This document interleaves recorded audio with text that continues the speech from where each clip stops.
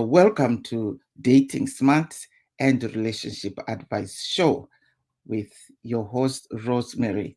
Today, we are continuing the talk that we had last week about going on a vacation versus going on a retreat. So as you are logging in, let me know where you are tuning in from. I am tuning in from my home office here in Okanagan Falls. It's a beautiful day. We have so much sun today, and it's lovely. Yesterday did snow, but all the snow melted. So today we are back to having a good weather. So drop in the comments where you are tuning in from. If you are one of my pros, just put hashtag pro. If you are one of my newbies, put hashtag new, and then I will give you a huge shout out. And for those that don't know me, my name is Rosemary Mupambwa. I'm a relationship and dating coach, or a love coach, as many people call me.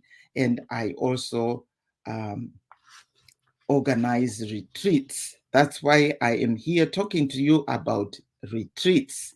Uh, I have been fortunate enough to have my work published in one of the major publications, NBC, ABC, Fox, USA Today, and I have published also books on Amazon.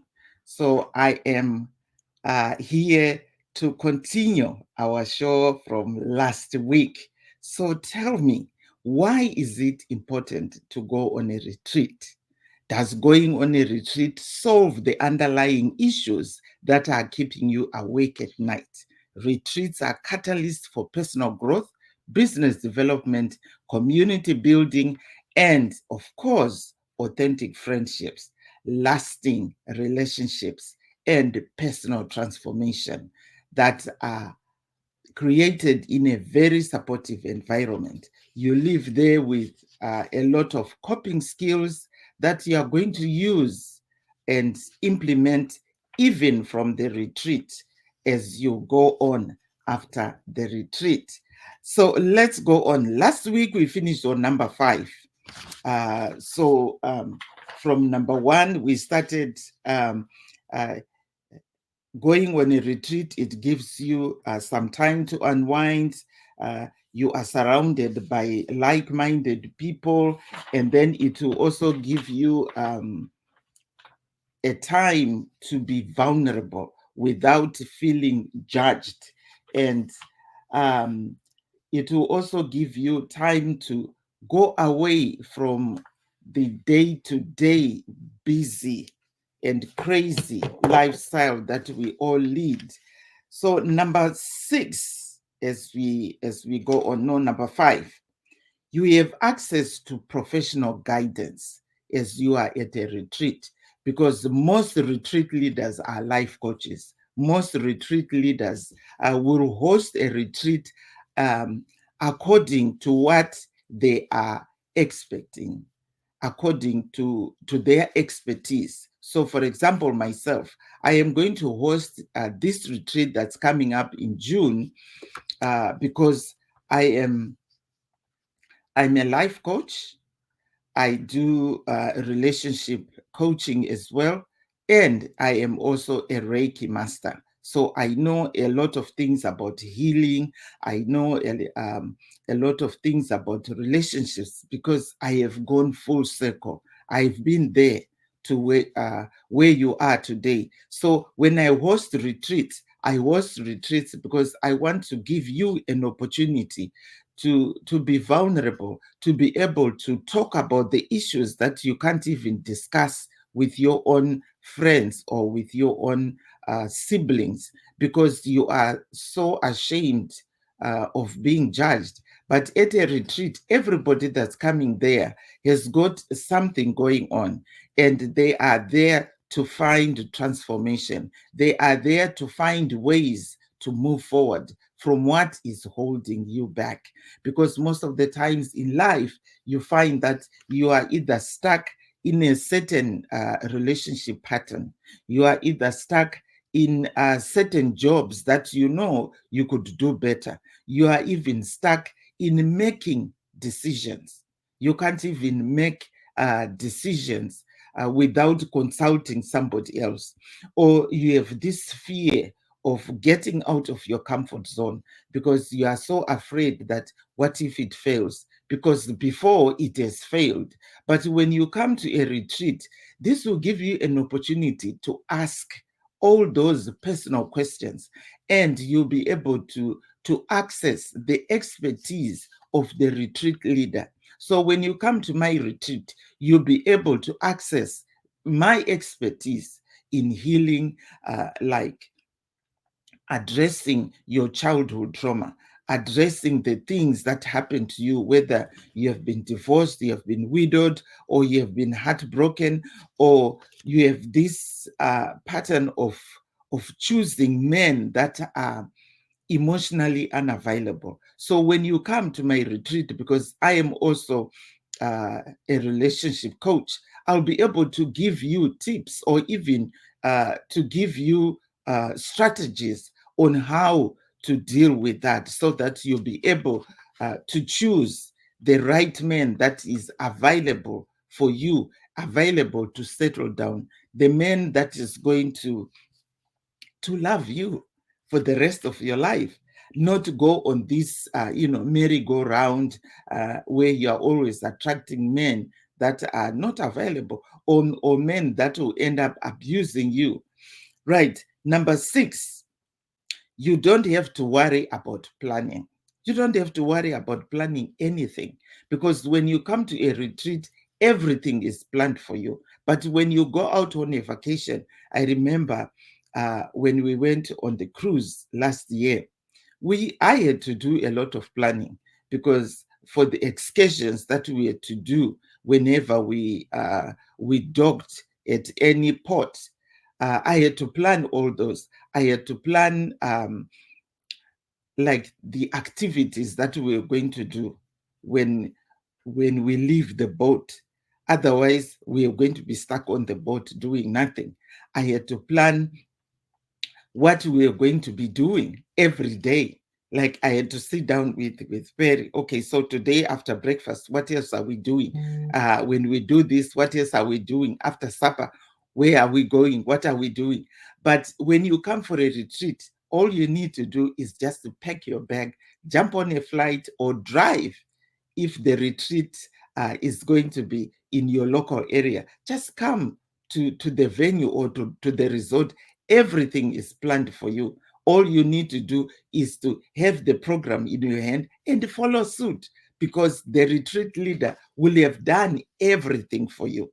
So the one thing that skyrockets the efficacy of retreats in facilitating rest and relaxation as compared to ordinary vacations is that your service provider manages everything. So you are there to relax. You are there for transformation. You don't have to worry about things like scheduling, reservations, commutes, waiting in lines for things, and finding locations to do your activities. Even though you might have to handle the mundane tasks of their daily lives, these tasks become particularly stressful when you are going on a vacation. I remember before we left for the cruise, I was stressed out because I had to book all these things, and I had to make sure that, I had everything planned, booked, and reserved. But retreats, they allow you to focus solely on your well being and truly offer a stress free time off. It is time for you to put your feet up. It is time for self care. It's time for you. Number 7, retreats can be more economical than vacations. Retreats can both be very expensive as well as economical. However, they are much more economical uh, if you are going to a retreat that is well planned, right? So they are much more economical and cost effective as opposed to vacations. The reason is that During regular vacations, you make your own spending decisions, which may not be most cost effective. And at times, there is a result of a lot and a big money leakage. However, on retreats, they are pre planned and include exclusive features like professional consultations, trainings, and in addition, all the facilities in a simple vacation. That's making them financially economical, right? So when you go on a vacation, like the cruise that we went, we ended up spending so much money with Perry, because every time when we docked, when we got off the boat, you have this excitement of buying all these different souvenirs, and then you go to the local shops, to the local vendors. There's always stuff that is going to be calling your name, and you are so excited. Okay, yeah, I want to get that, I want to get that for my kids, I want to get this for myself. And then you end up spending much more than what you had really planned for. But when you go on a retreat, most of the times the focus is on your well-being. It's not on shopping. So you will not even find time for shopping unless if that retreat is meant for fashion, or for designing something. But otherwise, when it's wellness uh, retreat like the one that I'm hosting in June, it's so focused on how well you are doing. It's more focused on transformation rather than hitting the shopping malls and spending more money. So, for your next holiday, pick a retreat that will let you unwind and resolve any pending concerns, empowering you to regain control of your life. So, those are the 7 points um, talking about, is it wise to choose to go on a vacation or going on a retreat? Yes, I'm not saying don't go on vacations. Yes, go on vacations. Yes, but when you go on a vacation, remember the issues that are keeping you awake are going to be waiting for you when you come back from your vacation. But when you go on a retreat, you are going to address that particular issue, or those issues that are keeping you awake, all those things that are holding you back, the things that you feel these are the blockages, or these are the things that are holding me back from moving forward,